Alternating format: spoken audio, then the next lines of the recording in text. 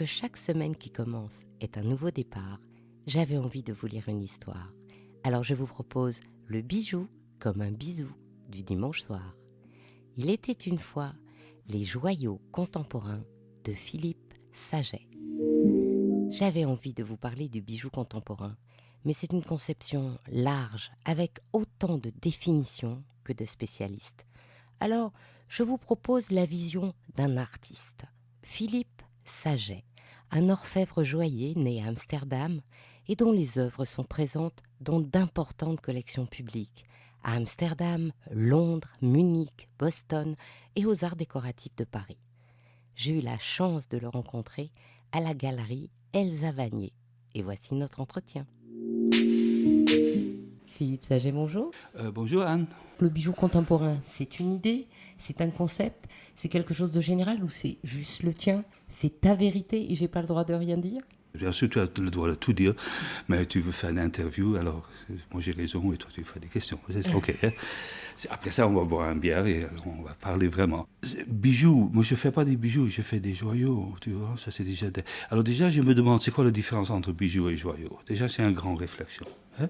Si tu me demandes c'est quoi la différence entre ces deux-là, je dis que le joyau prétend avoir une valeur. Maintenant, tu vas me demander c'est quoi valeur, et le bijou, c'est divertimento.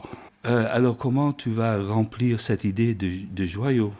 Alors, c'est pas bijou contemporain, c'est joyau contemporain. Contemporain aussi, c'est un petit peu ridicule, parce que c'est un hasard que je vis dans 2020. Et je fais ce que je fais avec l'information qu'on m'a donnée. Les Égyptiens, les Vikings, les Étrusques, qu'est-ce que j'en sais, Lalique, Art déco, Lucio Fontana. Tout n'a pas d'inspiration, c'est information, c'est ces données, c'est déjà découvert.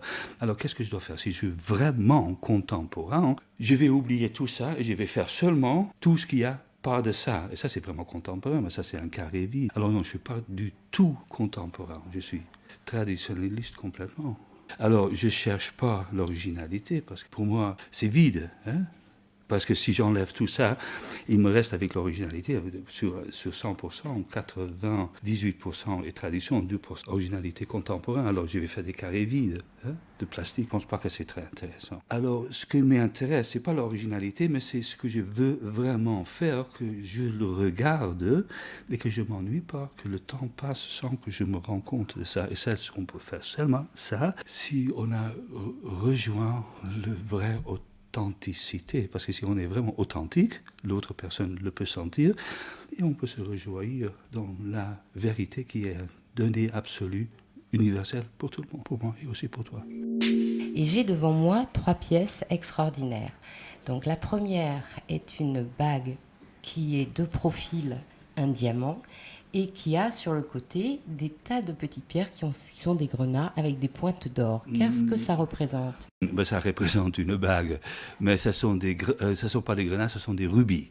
Et c'est la plus simple forme d'une bague. Alors, un anneau, et au-dessus de l'anneau, un diamant. Mais ce n'est pas un diamant, naturellement, parce qu'il est noir et il est d'argent. Et sur les angles, il y a des petites vraies pierres. C'est l'icône, la métaphore d'un bague. L'idée, naturellement, parce que je fais ça plus souvent, que je prends la forme d'un diamant, que c'est un carré, ce n'est pas un film. Au-dessus du carré, on enlève un triangle et il reste une forme avec 5 angles. Et cette forme avec 5 angles représente en 2D, c'est le symbole d'un diamant qui est à 52 ou 57 facettes, qui est dans notre société le max du valeur, parce que c'est le minimum de volume avec le maximum de valeur. Ça, on a décidé, il n'y a aucune discussion sur ça, parce que si on va discuter sur ça, notre société va tomber à part, et ça, on ne le veut pas.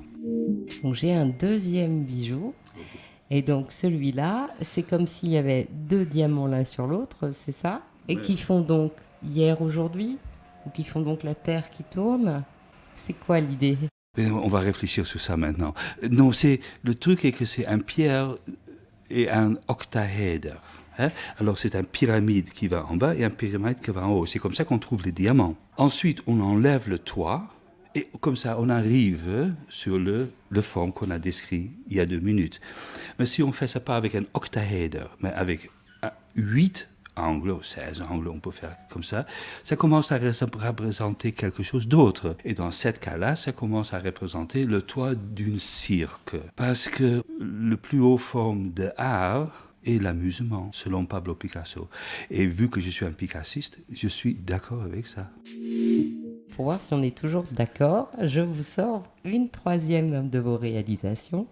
Alors là, j'ai le diamant métal qui est enchâssé dans un carré sur une bague armure de rubis. Ce qui me plaît beaucoup est toujours de faire des inversions. Alors si la bague est en métal et la pierre est en pierre, l'inversion est que la bague est devenue pierre et le truc au-dessus qui doit être pierre est métal. J'ai fait une fois une bague très haut et cette bague très haut est carrée. J'ai toujours pensé, quand je ne sais pas quoi faire, je suis toujours très intéressé, c'est quoi l'opposition, c'est quoi la contradiction, c'est quoi le contraire. Si tu as quelque chose de très haut, comment c'est quand c'est très bas? Alors, toutes les choses de l'autre bas qui étaient très haut, j'ai les changées. Alors, très haut, très bas, très court, très long. Et je voulais savoir à quel point tu peux aller à mettre en opposition ces deux choses-là. Quand tu fais un bijou, c'est quoi la vérité? Qu'on ne se pose pas des questions. Au moment qu'on arrête de poser des questions, nous sommes arrivés à la vérité. Alors la vérité est l'exclamation sans que l'autre personne ne fait une réflexion. Comme ça, on a matière à réflexion. Ainsi se termine cette histoire d'Il était une fois le bijou. Si vous avez envie de voir les œuvres de Philippe Saget, il expose avec Violetta Adométité jusqu'au 25 juillet à la galerie Elsa Vanier à Paris. Vous pouvez aussi voir des visuels sur les réseaux sociaux d'Il était une fois le bijou. Je vous souhaite une jolie semaine et vous donne rendez-vous dimanche prochain.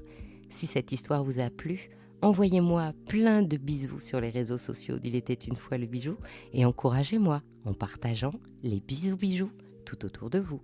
À bientôt pour un prochain bijou, un nouveau bisou du dimanche soir.